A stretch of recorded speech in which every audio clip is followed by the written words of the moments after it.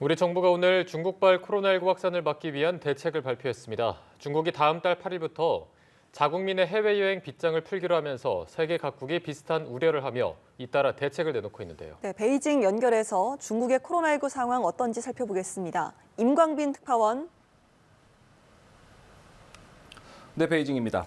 예, 최근까지 베이징의 코로나19 상황이 특히 심각한 것으로 알려졌는데요. 지금은 좀 어떻습니까? 네, 먼저 제로 코로나를 그동안 고수하면서 감염자를 통제하던 중국에서 감염자가 폭증한 것은 지난달 중순부터입니다.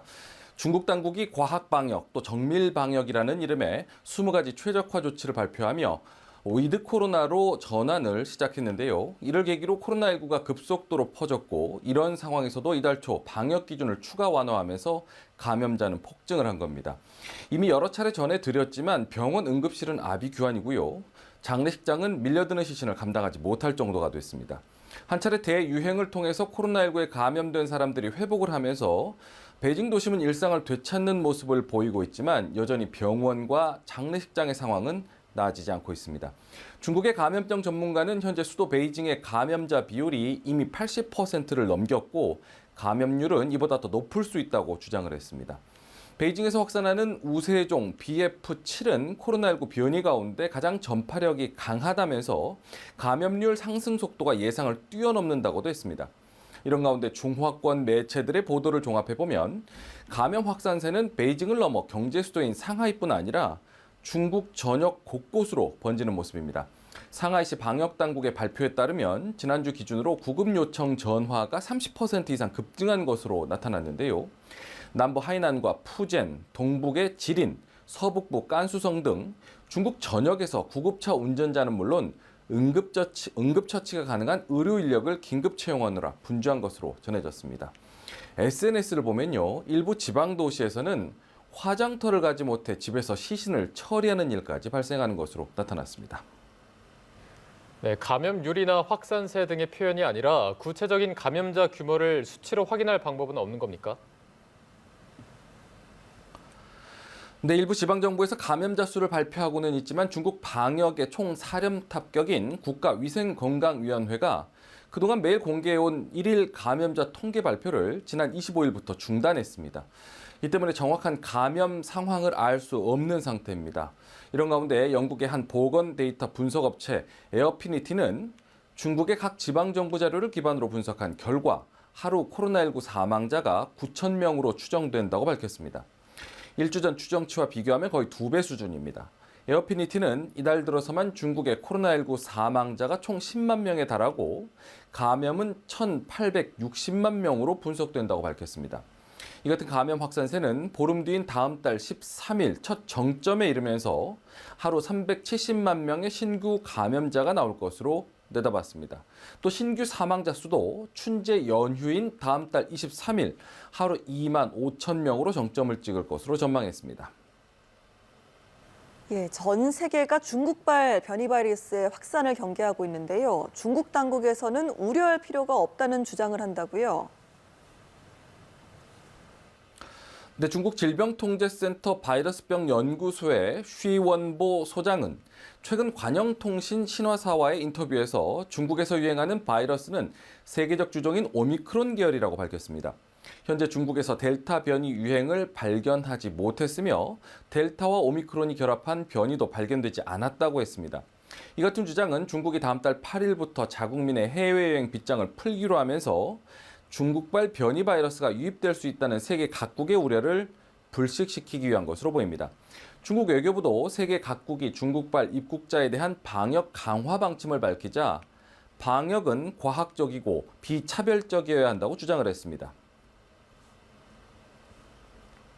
我们希望各方秉持科学的原则，携手保障各国的人员安全往来，维护全球产业链供应链稳定，为国际团结抗疫和世界经济复苏贡献力量。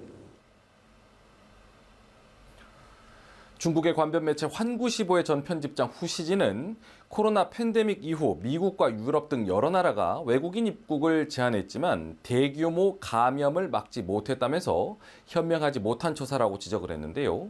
그동안 해외 입국자를 대상으로 한 중국의 지독한 시설격리 조치는 더 말할 것도 없을 텐데 중국 누리꾼들은 누가 누구에게 할 소리냐며 이런 주장 때문에 중국이 국제적인 왕따가 되는 것이라고 꼬집었습니다.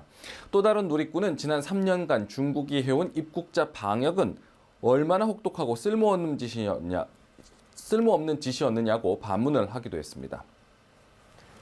네, 이렇게 코로나19 위기 속에서 보낸 올해도 이제 하루밖에 남지 않았습니다. 중국으로서는 미국과의 전략 경쟁으로 치열한 한 해를 보내기도 했는데요. 남중국해에서 최근 일촉즉발의 상황도 있었다고요.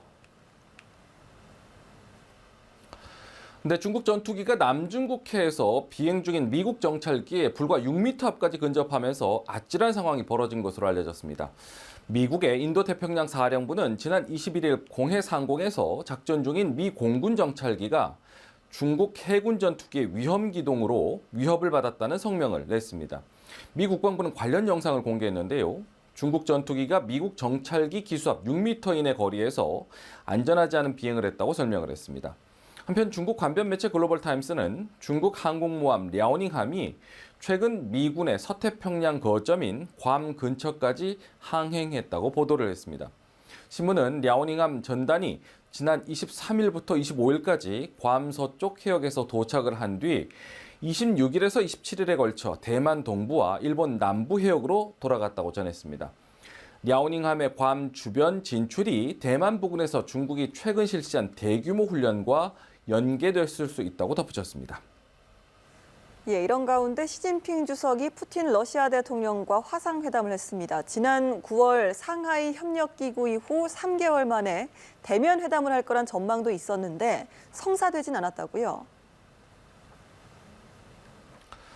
근데 두 정상이 이번에는 화상으로 만납니다. 러시아의 우크라이나 침공 장기화 속에서 푸틴 대통령은 중국으로부터 더 많은 지지를 구하고자 하겠지만 중국의 입장에서는 영향을 미치지 못할 것이란 전망이 회담에 앞서 나왔는데요. 서방과의 관계 개선을 모색하고 있는 중국의 입장이 조금 다르기 때문이라는 설명이 뒤따랐습니다. 중국은 지금까지 러시아의 우크라이나 침공을 비판하거나 서방 주도의 경제 제재에 동참하지는 않았지만 러시아가 요구하는 군사 지원에는 또 선을 그어왔습니다. 이번 회담에서 앞서 홍콩 매체 SCMP는 시 주석은 우크라이나 전쟁에 대한 중국의 입장을 재확인하면서 평화와 대화 노력에 대한 지지와 위기 해결을 위한 역할을 하겠다는 중국의 의지를 강조할 것으로 본다고 전망을 했습니다. 결과적으로 이번 회담을 통해서 중국이 러시아 쪽으로 더 다가가지는 않을 것으로 본다는 전문가들의 말을 전했습니다. 중국이 러시아에 다가가는 것은 미국과 다른 서방 국가들을 적대시하는 것이기 때문이라고 설명했습니다. 지금까지 베이징에서 전해드렸습니다.